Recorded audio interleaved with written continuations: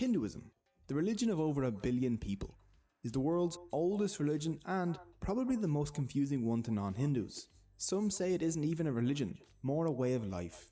Hindus themselves call it the Sanatana Dharma, the eternal tradition. So, what is Hinduism? Does YOLO apply to them? And who is this elephant guy? Well, let's find out.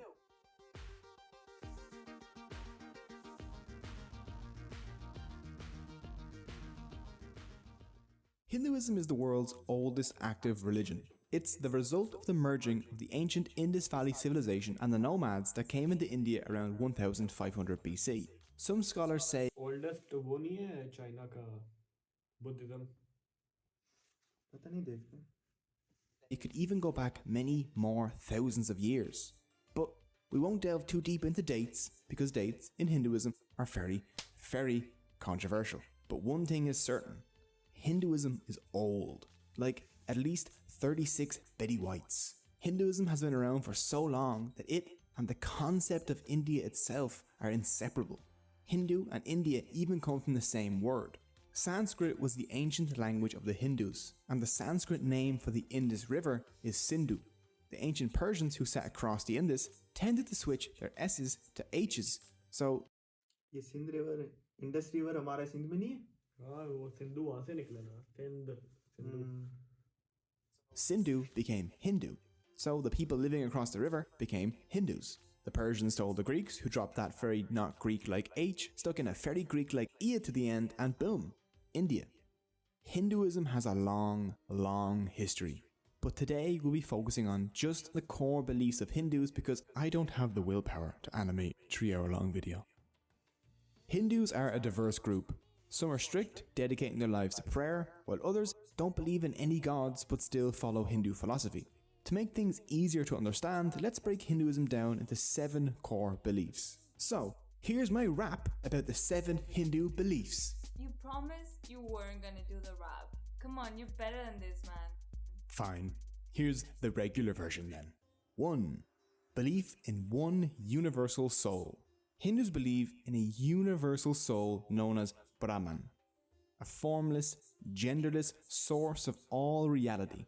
Brahman is the universe and the material that makes up the universe. It's a trippy concept, but think of Brahman as an ocean and everything else as drops propelling out of that ocean. Separate for a time, but still the same thing, if that makes sense.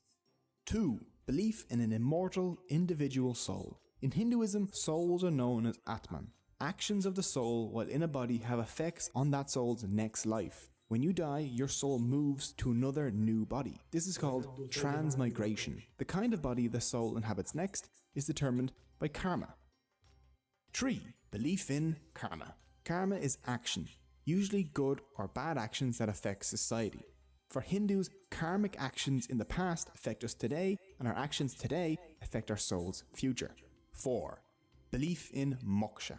The goal in Hindu life is to somehow get back to Brahman. If a Hindu can do this, they will be freed from the cycle of life and death. This is called moksha. You can achieve moksha by realizing your oneness with Brahman. How you realize this is up to you. For this reason, Hindus pray, "Lead me from the unreal to the real." 5. Belief in the Vedas. The Vedas are Hindu sacred books of knowledge. There are 4 Vedas. Hindus believe that all 4 were divinely revealed to ancient Hindu sages. We'll take a closer look at the Vedas in a while. 6. Belief in cyclical time. For Hindus, there are no beginnings or endings. Time is a series of cycles, each cycle containing 4 ages or yugas. There's the Krita, the Treta, the Dwapara, and the Kali. Added together, the 4 yugas total about 4.32 million years. At the end of each cycle, declining human morality leads to the total destruction of reality. Hindus believe that we are in the 4th and final yug, Kali. 7. Belief in Dharma. Dharma is a difficult word to translate to English. Proper behavior is the best that I could come up with. Dharma maintains balance in the universe. As long as everything in the universe, like animals, plants, and humans, follow their Dharma, then everything will be fine. If they break from the Dharma though, things will be super not fine. Each being has its own Dharma. A lion's dharma is to kill and eat antelope. A king's dharma is to rule well. A subscriber's dharma is to smash the like button and ring the notification bell. For humans, their specific dharma is usually based on their age and their caste. An old priest will have a very different dharma than a young merchant, for example. So those are the 7 core beliefs of Hinduism. With them, you can understand the Hindu mindset. Unlike Christianity or Islam, Hinduism is a non-profit organization. There is no Jesus or Muhammad for Hindus. There is no Bible, Quran, or Torah. Instead, they have a bunch, and I mean a bunch, of different sacred texts. The 4 Vedas form the basis of the Hindu faith. So let's take a look at them. 1. The Rig Veda. The Rig Veda is a collection of songs that praise and discuss ideas like truth, reality, and the universe, along with discussions on war, weddings, and rituals. 2. The Yajur Veda. The Yajur Veda covers stuff such as sacrificial rites and rituals. 3. The Sama Veda. Sama literally means sweet song that destroys sorrow. It is mostly songs dedicated to praising gods. It's different than the rest of the Vedas because it's set to music. 4. The Atharva Veda. The Atharva Veda is my favorite one. Do you want to curse your enemies? Or charm that special someone? Maybe learn to invoke rain? Or discover herbal medicine along with tips on warfare? Like how to make poison arrows? Well, this Veda has you covered, along with a bunch of other charms and curses. It even has a curse against cursers. Avoid us, O curse, as a burning fire avoids a lake. Strike him here that curses us, as the lightning of heaven the tree. A link to the Atharva Veda is in the description, just in case you need a spell to get a wife or another to banish pigeons from your presence. It's great. After the Vedas come the Upanishads, which are like a sequel that makes the original make much more sense. They were probably written down between 800 BC and 500 BC, during a time when some Hindus started to question the Vedas. Their ideas became the Upanishads.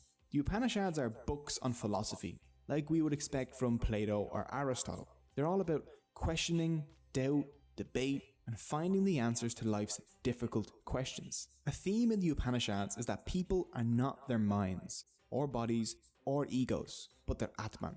Your soul is you. Everything else is unreal and temporary. After the holy texts like the Vedas and the Upanishads are other less divine but still important texts. These include stuff like the Puranas, the Bhagavad Gita, and the Ramayana and the Mahabharata. The Puranas are like encyclopedias of Hindu beliefs. There are 18 well-known Puranas. The Puranas cover things from yoga, to army organization, to taxation, to the caste system, to hell, gods, and everything in between. The Bhagavad Gita, Gita for short, is one of Hinduism's most important texts. The Gita takes place on a battlefield where Arjuna, a great warrior, refuses to fight. Lord Krishna steps in to urge Arjuna to fight, and their discussion covers things such as dharma and how to live your best life. Arjuna eventually fought after Lord Krishna taught him the truth about dharma. As a member of the warrior caste, Arjuna's dharma was to fight against evil. The lesson of the Gita is that everyone faces difficult choices, but they must act on them according to their dharma, no matter how unpleasant. Along with all these philosophical texts, Hinduism has 2 action-packed epics, the Ramayana and the Mahabharata. The Ramayana, the earlier of the 2 texts, tells the story of Prince Rama. In the epic, you find out about his 14-year-long exile, the abduction of his wife Sita, his battle with the evil demon Ravana, and his awesome monkey sidekick Hanuman. The second epic, the Mahabharata, is the longest poem in the world, 5 times the length of the Bible and 8 times the length of the Iliad and Odyssey combined. It rivals any soap opera you've ever seen when it comes to drama. Murder, betrayal, love, murder, and giant battles. The Mahabharata has it all. The theme running through the Ramayana and the Mahabharata is that dharma must be followed for society to function. In Hinduism, there are 4 goals a person should aim for to have a good life. The first of these is dharma, followed by artha, the pursuit of prosperity and good reputation, kama, pleasure both in body and in mind, and moksha, the release from the cycles of rebirth. Hindus should practice artha and kama with dharma in order to achieve moksha. There are also 6 temptations Hindus should try and avoid. Kama, lust and materialism. This kama is different from the good kama mentioned above, I know. Next is kruda, which is anger, lobha, which is greed, moha, which is unrealistic attachment to things, people, and power, mada, which is pride, and matsarya, which is jealousy. By following their dharma and avoiding these 6 temptations, a Hindu can break the cycle of rebirth and have their soul merge back into Brahman.